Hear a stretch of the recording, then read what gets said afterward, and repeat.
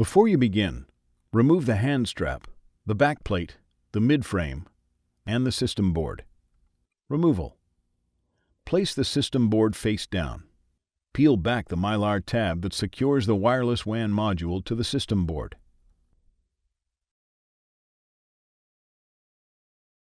Remove the P1 Phillips head screw that secures the wireless WAN module to the system board. Lift the wireless WAN module off of the system board and remove it.